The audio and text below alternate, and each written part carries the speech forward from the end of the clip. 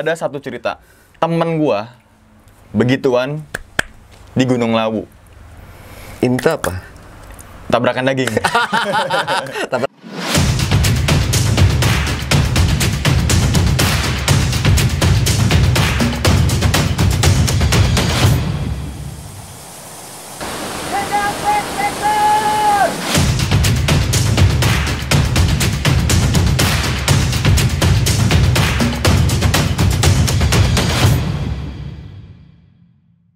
Assalamualaikum warahmatullahi wabarakatuh. Kali ini Jejak Backpacker menyambangi langsung ke kediaman atau base camp Bang Sumar Adiwijaya. Ini tepatnya di mana sih Bang? Tadi gue nyasar-nyasar nih. Tepatnya di Parung Serap, Bang. Parung Serap. Dekat Pondok Aren sih. Parung Serap, dekat Pondok Aren. Bintaro Bang ya? Bintaro. Betul, Bang. Bintaro. Langsung aja kita ngobrol bareng dengan Bang Umang. Iya, Bang. Oke, Bang Umang. Salaman dulu biar vlog ya. nggak slack. Jadi di sini kita jauh-jauh dari Bekasi, tadi perjalanan sekitar 1,5 jam. Main jauh Bang ya. Sebelumnya makasih banyak juga nih Bang, udah jauh-jauh juga nih Bang. Mampir-mampir kemari Kita kan. yang makasih. Oke, Bang Umang. Jadi selama ini kan kita Bang Umang mendirikan atau membuat YouTube ini dari tahun berapa sih Bang? Dari tahun 2020 Bang. Tepatnya setelah gue di-cut dari salah satu perusahaan lah. 2020. Pas awal pandemi. Awal pandemi. Maret. Maret. April, Mei, Juni. Oh, berarti bulan Bang Umang ya. Bang Umang 3 bulan. Saya bulan Juni 2020. Kan Bang Umang ini membawakan kontennya ini horor, narasi seperti itu Bang ya. Iya, betul Bang. Nah, kontennya sendiri itu hanya di dunia permistisan atau gimana sih Bang? Nah, awalnya ini Bang, nggak tertarik terkait dunia mistis gitu. Apalagi ya gue juga backgroundnya bukan orang yang bisa indigo atau apapun itu kan. Yeah. Tapi seiring yang berjalan waktu mungkin kita juga sempat bercerita Bang di balik layar bahwa kenapa kok ngangkat di dalam dunia mistis, dalam dunia pendakian ya. Karena memang ketika gue upload suatu video yang menurut gue nih Bang sangat mengedukasi, terutama gue yang mereview produk. Dulu gue mereview produk, sekarang gue take down Bang. Jadi gue review produk itu produk yang udah gue pakai minimal 2 tahun tuh Bang. Jadi gue nggak mereview produk baru beli, nggak gitu. Nah akan tetapi view anjlok Bang. Boh, gue bilang apa ya? Di situ gue selalu berputar otak lah. Dan kemudian kedua adalah pendakian. Pendakian, oke, sekarang itu masih masuk Bang ya, masih ada. Dan kenapa mistis? Nah, jadi kenapa gue mistis, horor ya? Jadi teman-teman juga keren tuh, masukin tuh. Jadi teman-teman, kita kasih tahu sedikit Bang ya. Jadi ini tadi ada apa namanya pengharum ruangan bunyi dan tepat di belakang kameramen kita. Sorry banget, dan kameramen kita kaget. Terbawa suasana. Oke. Soalnya di basecamp kagak ada Bang. Kaget banget. Oke. Dilanjut lagi Bang Umang mungkin. Oke. Jadi kenapa mistis gitu kan? Sebenarnya teman-teman juga wajib ketahui bahwa di situ di dalam sebuah cerita gue coba mengedukasi Bang sebenarnya. Ada beberapa nilai positif lah.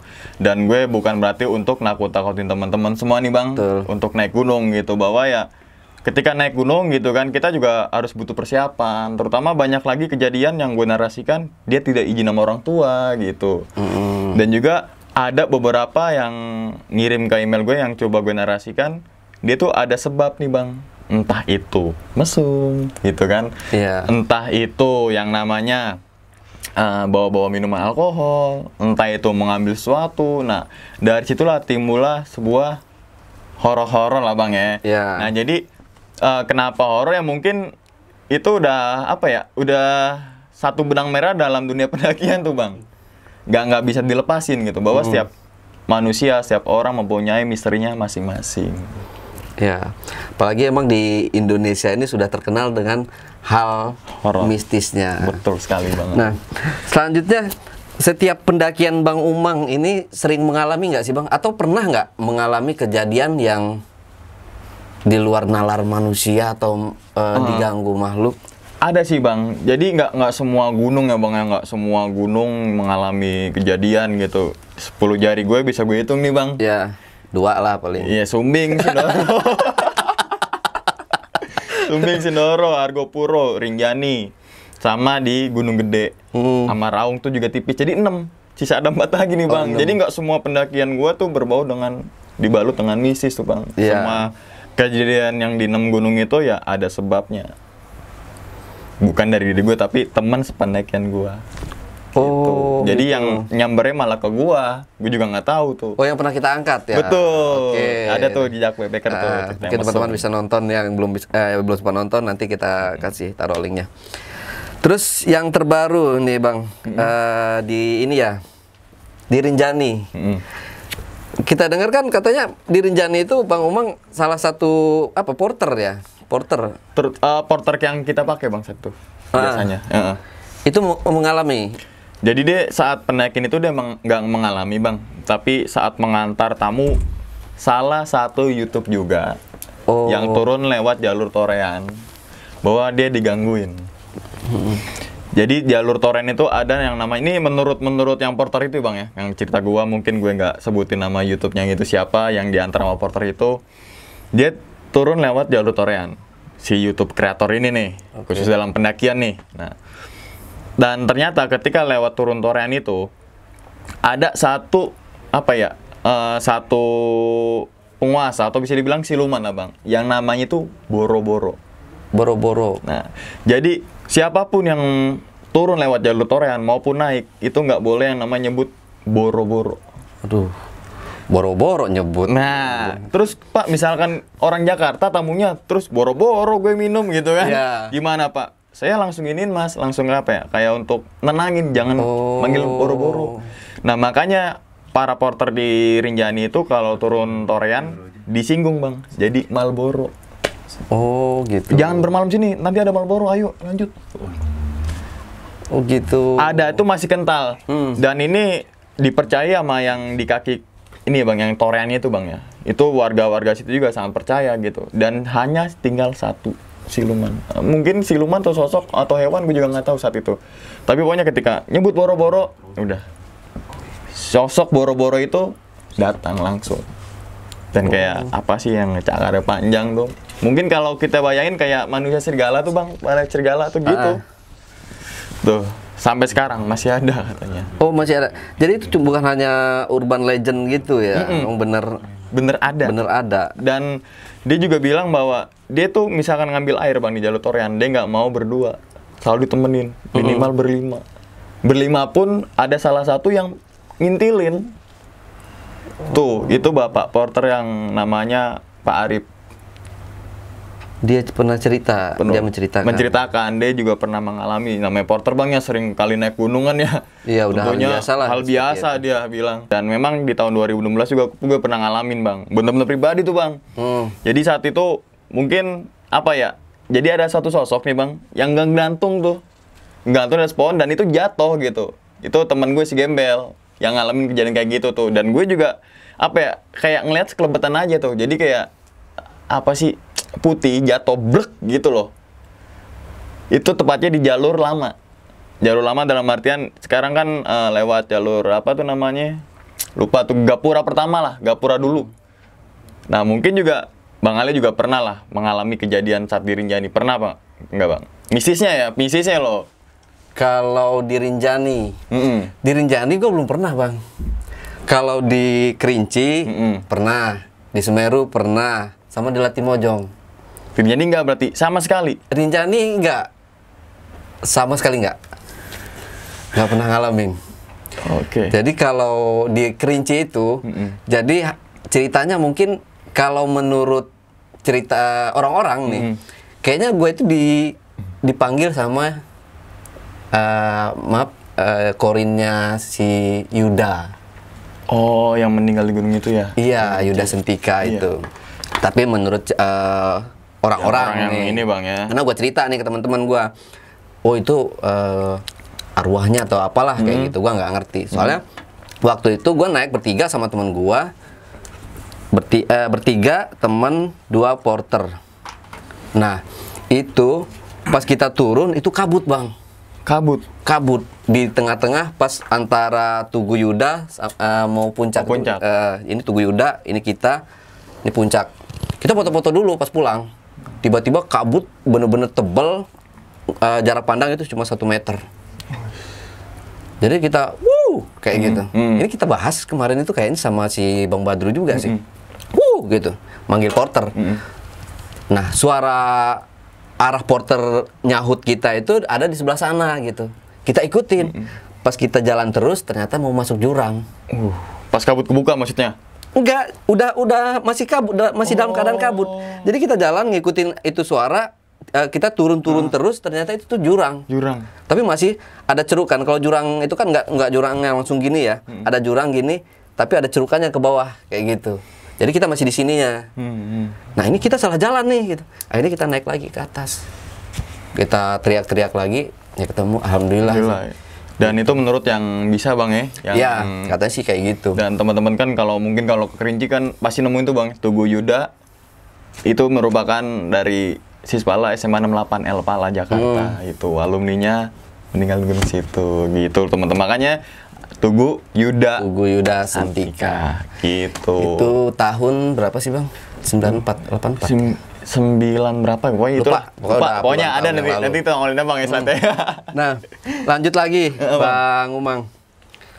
Kita ngebahas sedikit agak yang sensitif sedikit bang ya tentang dunia perngewean di gunung. Banyak banget kan sekarang ini pendaki-pendaki yang menyalahgunakan untuk momen kali ya. Momen. Mendaki gunung hanya untuk bercinta, hanya untuk mereka anget-angetan di atas gunung. Nah itu tanggapan Bang Umang sini gimana sih? Sebelum gue tanggapin bang, jadi ada satu cerita temen gua begituan di Gunung Lawu. Ini tuh apa? Tabrakan daging. Tabrakan daging. Itu bang. Jadi sebenarnya ada satu lagi bang cerita horor di gua yang di Gunung Lawu. Akibatnya yaitu sebabnya teman gua beginian. Dan kenapa nggak gue ceritakan full cerita, karena di satu tim itu ada almarhum. Makanya gue nggak bercerita. Tapi kalau untuk kita ngebahas begituan, itu gue bisa jawab bang. Jadi gini, saat pendakian Gunung Lawu sekitar di tahun 2013 tuh bang saat itu. Jadi gue anggota 10. Ini teman gue nih bang, teman kampus.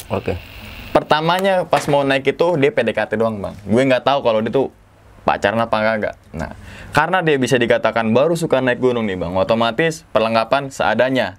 Selimut pun pakai selimut Thomas tuh bang, yang salah itu. Akhirnya gue bawa tuh bang. Gue bilang pas udah singkat cerita aja sampai tempat camp, ini kejadian gini aja nih bang ya. Gue kasih sleeping bag 2. Ini buat lo cewek, ini buat lo cowok. Lo pakai dan tapi teman gue yang cowok bilangnya apa? Aduh gue sebutin nggak usah bang, ini salah aja ya. Ayulah ceweknya. Yuk, yang satu sleeping bag taruh di bawah aja. Yang satu kita berdua. Nah, saat itu tenda pas zaman itu pakai Great Outdoor Java bang. Java 4 yang masih warnanya biru dongker. Pertama kali tuh gear itu keluar. Jadi karena kapasitas 4 orang, ceweknya itu posisi di pojok. Cowoknya temen gua, jadi gue tuh melintang tuh bang. Soalnya nggak muat. Nah, saat di jam 12 malam ada bunyi bang. Lagi ngapain coba? Gitu kan? Lagi ngapain coba? Dan kita gini ya, kita nyampe di dekat Sendang Derat itu jam 8 bang. Jam 12 tuh dia masih gerasak-gerusuk. Gimana sih bang? Namanya sleeping bag bang ya, mungkin tau lah, resek-resek. Kok nih orang nggak nyenyak nih tidur. Terus nggak lama kemudian gitu tuh. Terus ada bunyi apa? Dan itu gue tahu ketika pas turun, ceweknya itu ngomong ke gue, bang, sorry bang ya, gue pas di Gunung Lawu itu di pos sekian, gue melakukan hal nggak sembrono. Langsung gue emosi bang, lo ngapain aja gue bilang lo. Gue cipokan sama tangan si cowok ini masuk bang ke sini gue. Cowok cowok. Cewek sama cowok. Nah, saat disitulah gue ini mungkin mengambil kesempatan mungkin Bang ya. Karena biasanya kan yang mesum itu satu tenda yang ngisi 2 orang cewek cowok. Iya. Ini ramean loh, berlima loh. Cewek ini sebelah kanan, cowok agak di tengah itu bisa-bisanya gitu mengambil kesempatan itu. Oh, jadi setenda itu Satu tenda berlima. Mereka berdua. Begituan. Oh. Namanya mesum kan nggak harus begini Bang ya. Itu kan udah termasuk mesum dong. Iya, betul. Yang gue jelas banget itu suara kayak tukeran ludah gitu kan. Ya. Tukeran ludah sama Cipokan lah ya mereka ya. cipokan terus gitu loh. Desah gimana? Gitu loh. Oh. Itu saat pagi gue nggak ngejawab apa ya, nggak nanya gitu. Lo ngapain lo? Enggak. Tapi saat di malam yang mau hampir tragedi itu ya, ada mengalami satu kejadian. Tapi gue nggak bisa ceritakan karena menyangkutkan almarhum. Almarhum ini dalam artian bukan dalangnya ini nih Bang, bukan pelakunya, bukan, tapi teman gue. Nah, tapi itulah menurut gue apa ya Bang ya? Mungkin kita sefrekuensi lah Bang, bahwa kok gunung sekarang disalahgunakan ya buat gitu. Berarti mereka itu nggak berhubungan intim, mungkin cuma hanya yang si cowoknya itu hanya memainkan jari aja, iya, mungkin besar ya. Mungkin entah itu di sini nggak tahu, nggak mungkin di sini tapi ngapain? Tapi pasti di sini dong. Iya dong, kan? Soalnya itu berbarengan dengan bunyi ngapain? Bunyi agak air gitu loh Bang. Tidur kali. Oh, mungkin positif thinking aja lah Bang, mungkin iya. tetesan dari air hujan. Tapi bisa gitu ya. Aduh, mungkin kalau misalnya lagi naik gunung nih Bang, misalnya berdua nih kan, terus tenda kita seberangan tuh, bukan seberangan tapi sebelahan sama tenda yang cewek sama cowok. Enaknya kita apain tuh Bang ya? Yang berdua? Iya. Berdua itu? Enaknya kalau kata gua iniin Bang, kita angkut aja tendanya. Tenda-tendanya. Langsung buang. Langsung buang aja. Aduh, itu kan ada lagi kejadian yang ini Bang yang gue sempat baca tuh Bang. Namanya mesum di Bukit Sikunir. Tuh, itu juga menurut gue apa ya? Menjadi gunung ini menjadi disalahgunakan untuk berhubungan tabrakan daging gitu. Malah disitulah apa ya? Anjing ngeblank. Ada lagi masalah yang hipotermia. Oh. Nah, hipotermia ini kan banyak disalahgunakan juga nih sama orang-orang. Dulu saya pernah dengar juga dari cerita, bukan dari cerita sih, saya pernah naik Grab, taksi online gitu. Saya cerita, mau kemana deh? Katanya, mau naik gunung Pak. Ya tanya-tanya gitu lah, karena perlengkapan naik gunung. Emang waktu itu mau naik ke, kalau nggak salah itu kemana ya? Ke Lawu apa-apa gitu, lupa saya. Saya mau ke bandara, gitu. Dia nanya, itu bener nggak sih katanya kalau kalau hipotermia itu haruskan untuk berhubungan intim katanya. Loh, Pak, dapat dari mana kayak gitu Pak? Saya dulu kan sering naik gunung juga Mas katanya. Terus ada temen saya yang kena hipotermia. Nah sama temennya lagi itu dipakai itu si cewek. Waduh, Pak, ini sangat nggak benar. Ini ada lo rekamannya. Maksudnya saya rekam gitu lewat HP juga waktu itu. Jadi sama temennya itu dipakai dalam keadaan nggak sadar. Terus gue benerin dong Bang. Ya salah besar Pak kalau kayak gitu. Sama sekali nggak dibenarkan lah hal-hal yang kayak gitu. Ya kalau emang kalau hipotermia cewek gitu, dia hipotermia terus kita pakai. Oh iya. Apa kata dunia? Nah kalau menurut Bang Umang, apa sih tindakan yang harus dilakukan buat hipotermia nih selain yang salah diucapkan oleh tuh Bapak? Nah, mungkin kalau ini menurut sudut pandangan gue Bang ya, yang menurut gue tahu gitu dari abang-abang gue gitu kan, bahwa ya mungkin yang teman-teman ketahui kan skin to skin. Yes. Ya, Bang ya. Nah, itu yang disalahgunakan tadi. Sama kulit tuh, tapi ini menjadi alternatif yang terakhir. Sebelum itu kita bisa mengantisipasi, misalkan sebelum gejala hipotermia berat Bang ya, pasti kan ada tahapannya ringan, sedang baru berat. Nah, kalau berat baru dah skin to skin.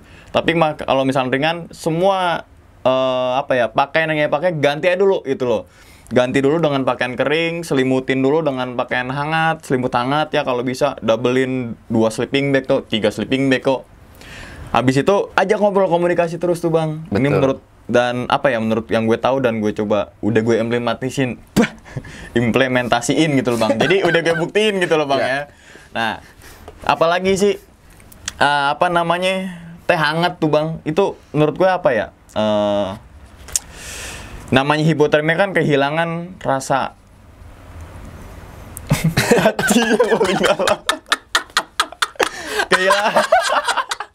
Anjir, gue ngeblank nih. Jadi namanya hipotermia itu kan kita emang gejalanya kayak kesurupan. Kesurupan, hampir sama. Itu yang sangat mematikan di gunung. Salah satu penyakit yang sangat mematikan di gunung. Jadi untuk mengatasinya ya salah satu atau yang disebutkan oleh Bang Umang tadi. Dan mungkin juga ada alternatif lain. Kita misalkan nggak ada apa-apa nih di situ, kita nggak punya perlengkapan yang benar-benar memadai gitu Bang. Jadi teman-teman juga bisa menggunakan plastik atau ya termos ya yang diisi air panas atau botol lah, tumbler, betul. Tumbler diisi air hangat yang masukin ke sleeping bag yang udah ditidurkan sama si ditidurkan. Bukan ditidurkan ya. Maksudnya yang udah si korban ini tadi. Jadi gitu. botolnya itu masukin dalam sleeping bag Bang ya. Gitu. Jadi salah total kalau itu harus pakai. Betul. Iya, skin to skin itu alternatif lain lah. Masih jauh lah gitu. Masih jauh. Nah, itu kan yang terus gue menanggapi yang itu Bang, hipotermia 11-12 sama kesurupan. Ini banyak banget teman-teman semua di gunung-gunung sekarang Bang ya. Sebenarnya itu teman kalian itu lagi gejala hipotermia gitu. Temen lagi gejala hipotermia dibacain. Yasin, bukan tolongin Bang. Iya betul. Makanya ini menjadi angka, ya mohon maaf bukan menggurui Bang ya, tapi coba gue analisis.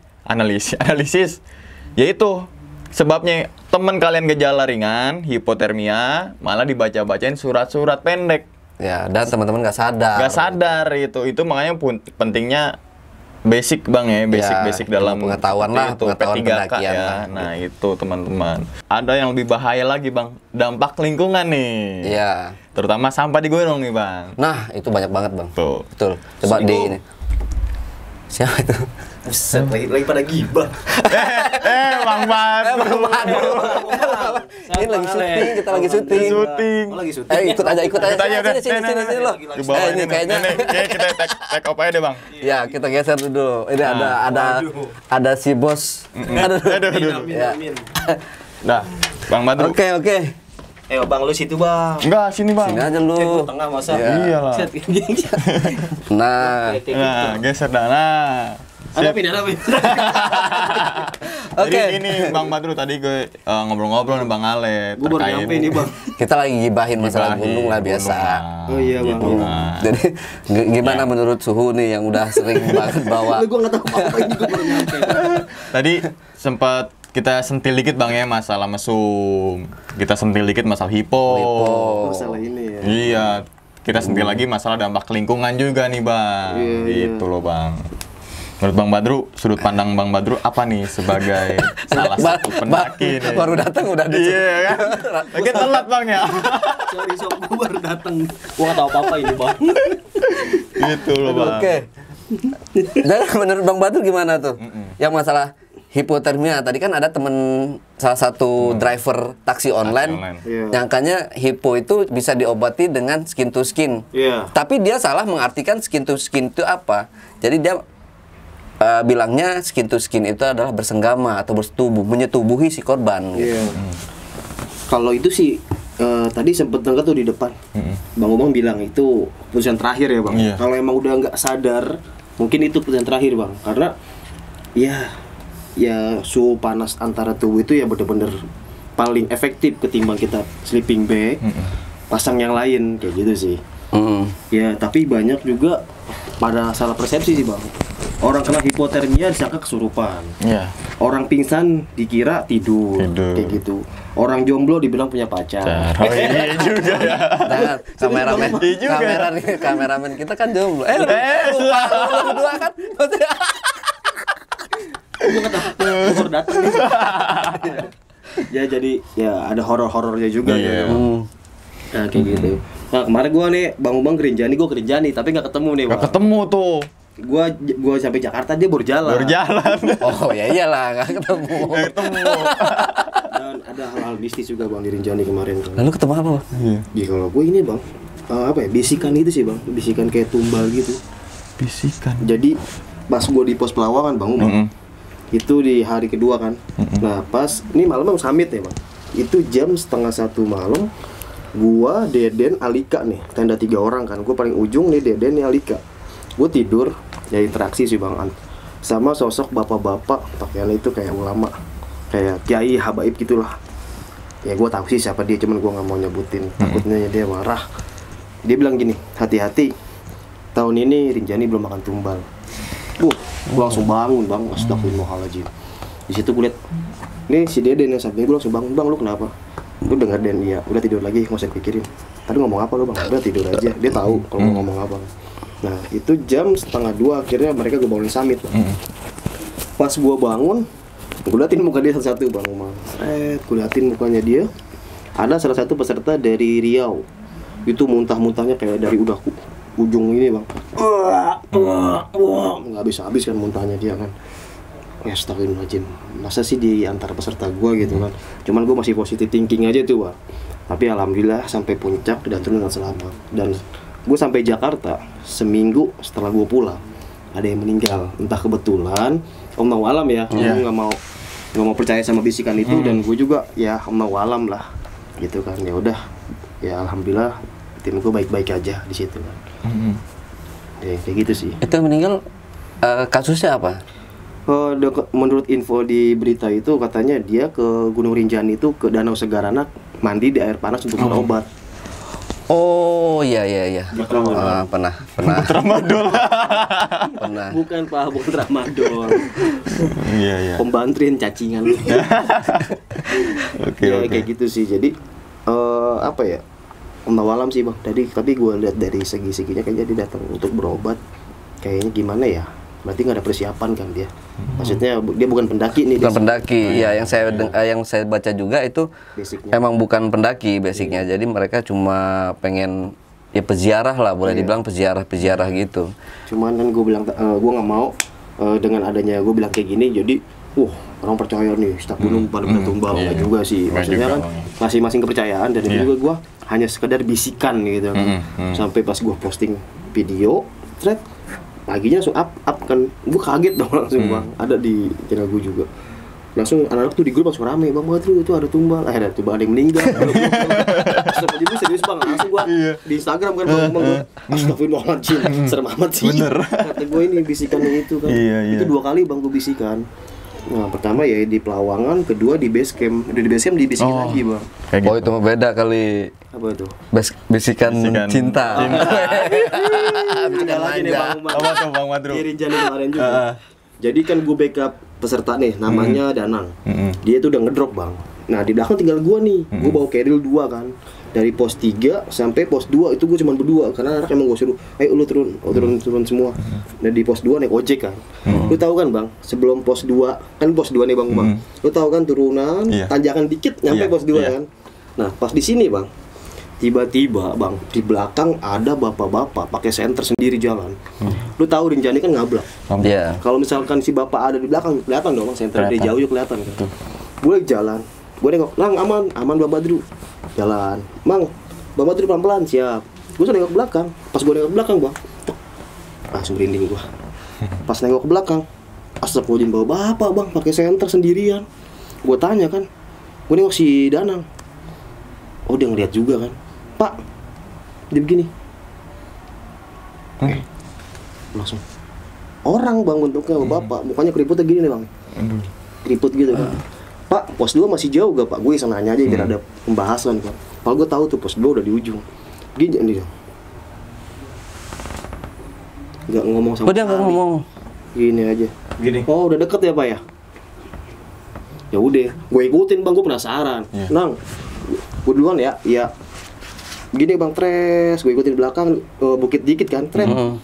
Gua atas dia turun, udah nggak ada Bang. Pos 2 tuh depan mata. Kalau emang dia jalan cepet kelihatan bang, kucuk. Pos 2 depan mata kagak ada. Pas di pos 2 langsung gue masih danang nanya, "Nang, lu ngeliat bapak?" "Iya bang." "Kok tiba-tiba ada di belakang?" Itu dia Nang, kalau emang ada kelihatan dong deh jauh senternya ya kan. Namanya manusia bang, rencananya kan sabana kan. Iya, oplong. Iya, pas di pos 2 gue cari nggak ada nemu bang.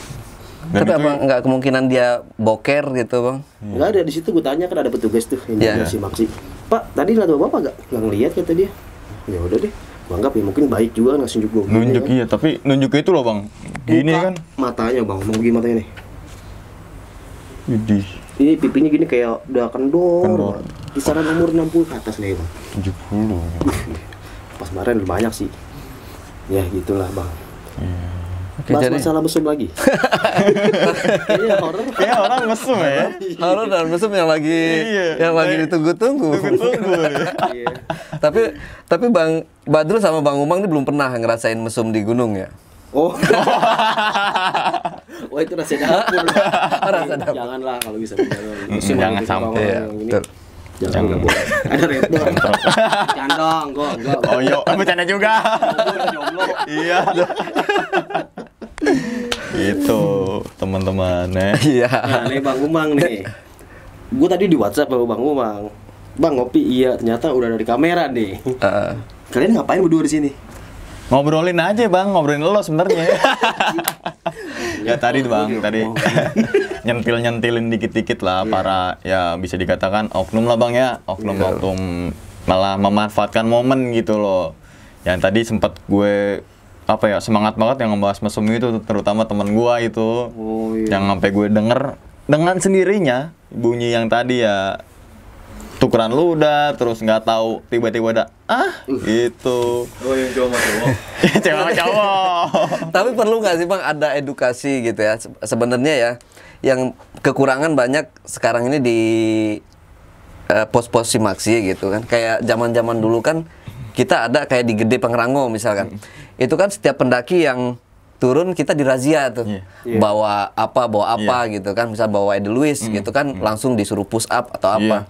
Nah, sekarang ini kan yang gue lihat setiap di Taman Nasional atau di tempat-tempat pendakian gunung gitu kan nggak ada, paling cuma wajah edukasi bawa turun sampahmu atau apa gitu-gitu aja kan. Maksudnya nggak ada mereka itu diberi kayak hukuman. Ya kayak push up kayak dulu kan keren banget kan pendaki-pendakian zaman dulu gitu. Dari sini dulu bang. Ayo silakan Suhu bisa menjelaskan sedikit. Kalau dari gue pribadi nih bang, mungkin sekarang pendaki makin banyak ya, dan petugas maaf gitu ya, nggak semua gunung itu konsisten sama tugasnya dia ya. Ini yang gue respect, bukannya dia teman gue atau gue kenal sama mereka, enggak. Gue paling respect di antara Taman Nasional itu Gunung Semeru. Kenapa gue respect sama petugasnya gitu ya? Konsisten. Entah Taman Nasionalnya sama saver ya pada gitu lah, atau apa sih namanya, aduh dikat apa namanya? Iya, saver lah. Bukan saver, ya saver kan namanya. Apa sih? Bantuan itu lah apa namanya? Relawan. Iya, relawan. Volunteer. Iya, volunteer. Volunteer. Ya. Ulangin ya. Tadi katre. Enggak usah Natural banget sih. Tadi kita siapin karena ya oke, volunteer ya. Volunteer karena volunteernya itu benar-benar ya Bang Umang ya. Iya, Kayak betul. kita datang nih, diedukasi, datang di base camp ya kan Bang. Iya. Kita di briefingin A sampai Z ya kan. betul. Sampai mitosnya aja dibilangin sama dia kan gitu. Terus sampai kita turun pun ditanya sampahnya mana. Kalau sampah lu nggak ada, KTP lu gua nggak kasih. Tuh, gua anggap konsisten banget dari beberapa gunung yang gua daki. Contoh kecil Taman Nasional yang lain. Beda, nggak ada yang kayak gitu. Ya. Sekelas Rinjani nggak ada. Sepakat. Pagi nganter KTP, walking masih udah jalan. Cuma dikasih tempat sampah, nggak ada edukasi. Ntar di pos 1, pos 2, pos 3 nggak ada kan Bang? Nggak ada bang. Di Gunung Gede Pangrango nggak ada. Di Nggak ada. gunung yang lain nggak ada. Bukannya gue beda pilih, bukan pilih-pilih nggak. Cuman itu apa yang gue lihat ya. Ya. Kayak gitu. Jadi gue pengen sih semua petugas pun sama gitu. Karena kita sebagai pendaki yang culun, pendaki yang butuh edukasi juga butuh gitu Bang. Karena seneng loh kita sebagai diedukasi, nanti sih di atas seperti ini. Jadi orang yang polos banget kayak gua punya gambaran di atas tuh seperti apa gitu. Jadi Betul. yang awalnya gua cuma bawa Indomie 2 ditakut-takutin tuh. Bawa Indomie minimal 10 orang satu. Nanti takutnya kehabisan karena bla bla bla. Iya. Langsung gua ke warung di Indomie. Beli Kan lagi. gitu bahasanya misalnya. Kayak gitu sih Bang, kayak Semeru kan. Tolong usahain jangan cuci piring di air danau. Iya. Nah, secara langsung kan dia ngingetin bang, gitu kan. Kayak gitu sih kurang lebih. Ini kameramen yang ngapa begini sih? Kamu latahan. Kayak nyanyi gua. Pas banget di atas gua anjir. Iya, benar sih bang. Waktu syuting di lele bang, sampai ini gua. Kayak gitu dan baru Iya, kemarin bang Umang kejadian. Tahu kan yang Ende Lewis bang? Oh iya. Ya yang motif Ende Lewis sama pacarnya. Iya, tuh, pacarnya. Oh yang ditegur nyengir. Iya. Ya. Kayak gitu. sempet Sedikit viral. doang nih bilang, dikit doang. Mungkin kalau ya mungkin dia emang salah, cuman kan kalau emang di base camp diedukasi kan lebih baik lagi kan. Betul. Karena memang menurut pengakuan dia juga kan Nggak tahu. emang nggak tahu Ya. gitu. Karena itu pendaki benar-benar pendaki yang masih baru naik gunung. Suka ya bang ya. Emang sih kasus-kasus yang kayak gitu kebanyakan ya pendaki-pendaki pemula Iya, gitu. iya. Kalau ya bukan berarti kita senior gitu ya. Enggak. Karena mungkin kita lebih banyak pengalaman mungkin bang, boleh dibilang kayak gitulah ya. Iya. Jadi buat pendaki yang baru mau naik gitu mereka nggak ada edukasi, nggak mau baca lah, nggak mau tahu atau gimana, saya juga nggak ngerti gitu. Itu sih bang. Sama sepakat juga sama Bang Badru. Gunung Semeru merupakan contoh taman nasional di Indonesia. Iya. Semuanya tuh, mohon maaf, nggak ada nama calo. Nggak ada. Iya. Maaf. Betul. Semua jeep harga sama. Iya. Nggak ada nego-negoan karena ada dia kayak apa sih ya? Komunitas himpunan lah kayak gitulah. Iya. Persatuan gitu. Nah, terus juga apa ya? Jadi berkesinambungan tuh dari turun kereta Iya. dianterin lagi ke mana? Tumpang. Tumpang itu sama semua harga angkot gitu Iya. kan? Nggak ada yang beda. Nggak ada yang beda. Setelah itu deh si angkot ini bukan si angkot ya, tapi ini yang oleh-oleh loh bang, oleh-oleh bang. Iya, oleh-oleh, Ya kan? iya. Ada yang mau ini gak belanja oleh-oleh dulu gak? Iya, Gitu kan? iya, bener. Dianterin dulu. Dianterin. Habisnya berapa dikasih tips uang ininya. Iya. Terima kasih, buatan terima kasih itu merupakan simbiosis menurut gue Iya. sangat bagus banget, perfect gitu. Iya. Kalau mau online sekalian. Bener. Jangan cuma online tapi belakangnya ada offline juga. Calo ya. Iya, gitu loh. Terus yang masalah sampah bener bang, mungkin Bang Ale juga ya. Di Semeru juga tuh merupakan salah satu contoh sih menurut gue bang. Iya. Ketika mau naik gunung di briefingin bawa sampah berapa. Iya. Menurut teman-teman ribet banget sih. Iya. Gitu kan. Bongkar ransel ribet banget sih gitu. Itu lingkungan harus dijaga. Gue bukan pernah tapi gue punya ini nih bang, punya rencana nih bang. Karena di Indonesia horornya kuat. Gimana kalau siap pos kita kasih petilasan biar nggak ada yang buang sampah di situ bang. Iya. Iya, benar. Lu buang sampah baru kesurupan di situ. Iya, petilasan aja tuh bang. Yang orang bilang tuh pos 1 kasih templukin, batas nerapi, bawa buang sampah. Kesurupan di situ. Itu petilasan, gue petilasan. Nah itu menurut gue ya. Terus lagi kalau enggak nama-nama posnya diganti yang pos-pos nama-nama yang serem. Iya bener. Jadi kalau gue pribadi gini bang, ada salah satu gunung di Jawa Tengah juga ya. Gue kurang setuju sama gaya petugasnya dia. Kayak gini bang, orang turun sampah, puntung rokok dihitung, botol aqua dihitung. Gue kurang setuju sih kayak gitu bang. Jatuhnya apa ya? Itu mempersulit diri sendiri. Yang harusnya kerjaan lu yang buat yang lain malah buat Iya. itu doang. Dan ya maaf kata, gue juga perokok nih. Nggak mungkin dong rokok gue hitungin bang. Iya. Gue pun ya harusnya sih yang gue bilang tadi bang, kayak bang ya, kayak Semeru tuh. Semeru itu ya edukasi, jadi orang semuanya ingat apa kata-kata orang yang di bawah tadi. Iya. Jadi para relawan itu bener-bener menjamu tamu-tamunya dengan bahasa dia yang welcome ke teman-temannya, ke tamu-tamu, para pendaki lah, dan menyampaikan dengan rasa hormatnya dia bang, gitu. Dan gua bolak-balik ke Semeru jarang ada sampah. Iya. Serius, Sampai puncak jarang. juga. Puncak. Ya mungkin ada lah Ada, sedikit tapi gitu, nggak- tapi ya nggak ini banget di Semeru Jadi ini. ya lebih baik diedukasi dari awal. Jadi ingat oh iya puntung rokok jangan dibuang, sampah ditaruh di bawah turun. Lebih baik sih kayak gitu. Gitu. Jadi percuma dihitung-hitung kalau di atasnya kan balangnya ya lah. Iya. Kayak gitu sih. Itu sampah. Jadi maaf ini tugas yang kayak gitu. Maksud gua ya gua Ini- sih lebih baik diingetin aja ya bang. Iya, mengingatkan bukan ini bang ya, karena ya dari sudut pandang kita loh bang ya. Iya. Maaf ya, jangan dibully. Jangan dibully. Gue baru nyampe ini. Gue nyampe. Ya udah ya, gue lanjut lagi ya. Tar dulu bang, tar dulu. Udah, kita juga udah ini. Iya, udah dulu. Closing dulu. Oke. Terus tadi masalah sampah bang ya, karena gue mungkin teman-teman yang udah udah nonton sebuah film dokumenter dari asli orang Indonesia namanya ada pulau plastik tuh bang. Oh iya. Nah, pulau plastik itu jadi nanti di tahun 2040 kita bisa mengkonsumsi plastik. Nah, ini berkesinambungan dengan di gunung nih bang. Banyak yang gue temui sampah plastik. Ketimbang, mohon maaf, sampah-sampah yang sayuran gitu kan. Semuanya, bahkan gue pernah naik ke Gunung Gede, itu bungkusnya tuh bang, bungkus di tahun jadul lah. Kayak Ciki apa sih yang gopean tuh yang dulunya ada koinnya itu kan dari tahun belum puluhan. Itu loh. Karena gue anak Gue dapet jam ya. 80-an. Dapat jam. Dapet jam ya. Jam. Apa namanya tuh katana? Katana. Masa lu kenal zaman Dia nggak pernah jajan di warung ya? Gua biasa jajan di ini, di supermarket. Osron ini. Osron ya. Enggak, tapi emang di zaman gua belum tahu. Lo 80? Oh, tua banget ya? 80-an. Malah 80.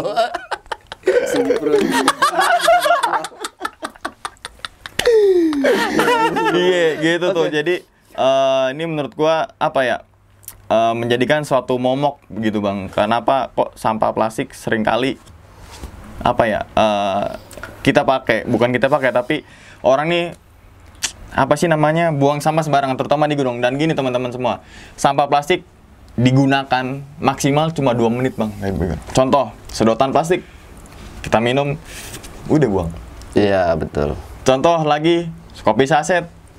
Namanya kalau gue sering namanya KBS bang, kopi banyakin sampah. Itu. Cuma srek berapa detik, buang.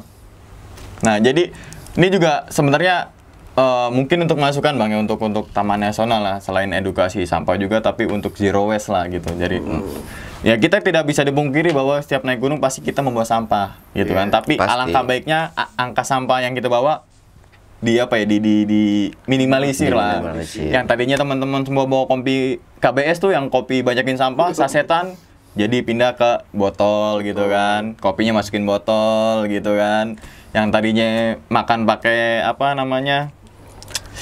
Piring plastik gitu kan. Plastiknya bukan piring plastik bang. Kok jadi styrofoam bang yang mangkok kan tuh? Iya, sama lah piring plastik atau styrofoam gitu kan. Coba jadi, piring plastiknya dimakan, nasi buang. Itu yang lebih bagus ya. Ini by ruangannya dingin banget. Iya, agak gerah sebenarnya gua juga. Gerah. Ngelekep Hipo gua di sini. Hipo. Ya, jadi gitu. Iya jadi bang. Gini bang, kan banyak tuh para pendaki, bahkan akun-akun pendaki juga bawel tentang masalah sampah. Karena kalau dibiarkan gitu saja ya, ya satu ya lah gue cuma buang sampah dikit doang kok. Iya lu pendaki per tahun berapa ribu, kalau semuanya buang sampah, gunung sampah semua jadinya. Jadi Bantar Gebang kan gitu bang. Nah, satu lagi nih, ada juga satu lagi dikit lagi nih. Ada pendaki nih yang ngeyel. Iya.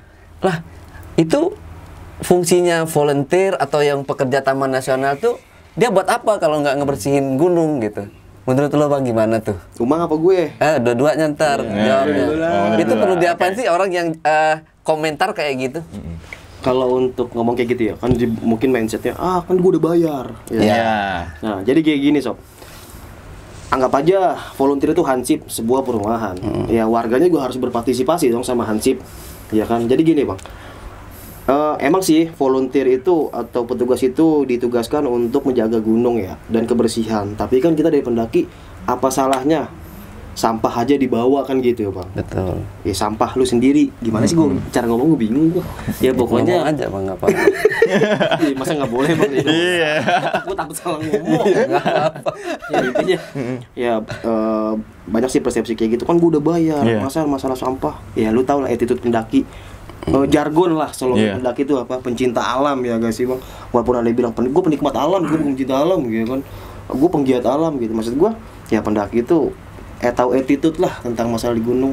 Ya kali lu bawa plastik dari bawah sampai atas lu tinggal gitu aja kan kayak gitu bang. Jadi emang bener sih ada opsi atau bersih gunung emang ada per bulan atau per tahunnya. Tapi kan apa salahnya lu bawa sampah lu sendiri, sisanya ya mereka, paham gak bang?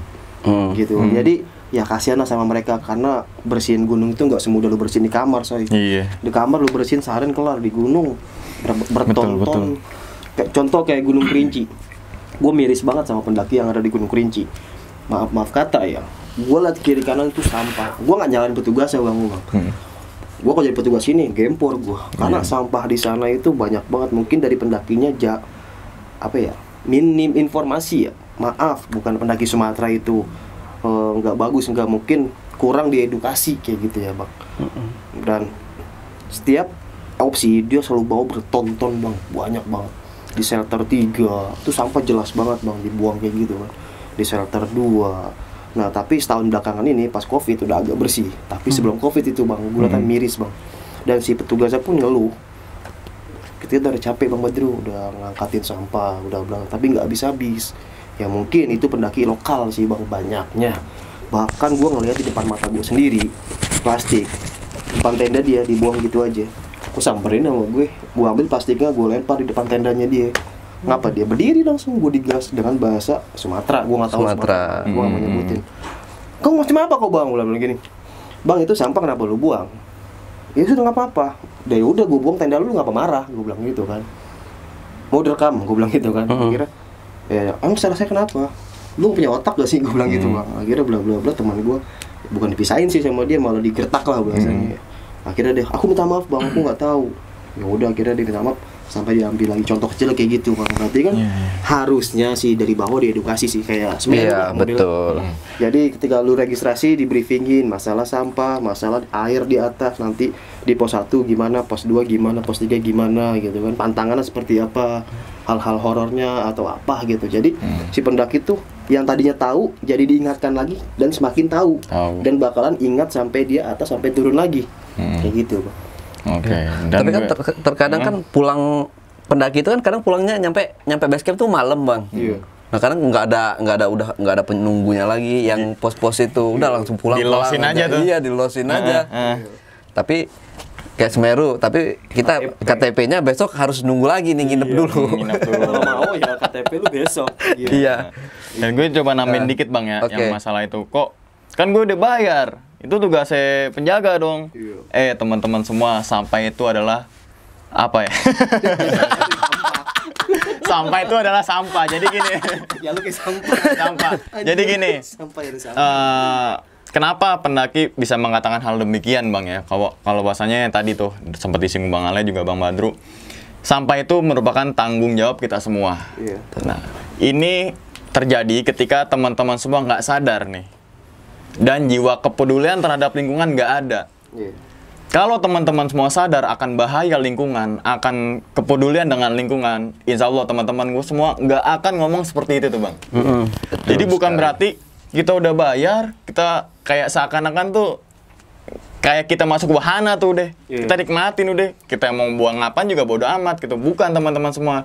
Makanya cobalah teman-teman semua nih dari Jejak Backpacker yang suka naik gunungnya, implementasiin ke lingkungan sekitar dulu nih.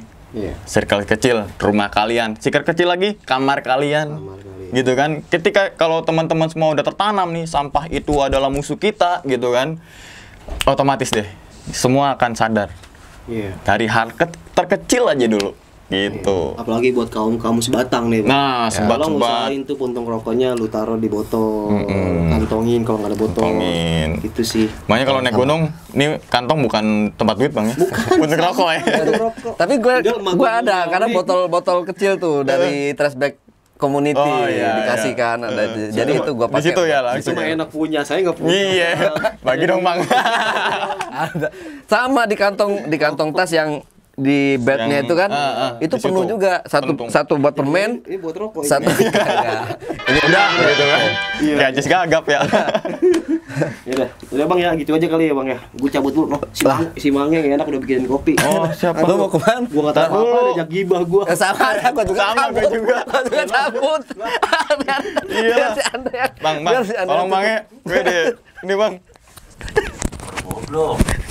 Pada bang. Ya, udah ya. Assalamualaikum.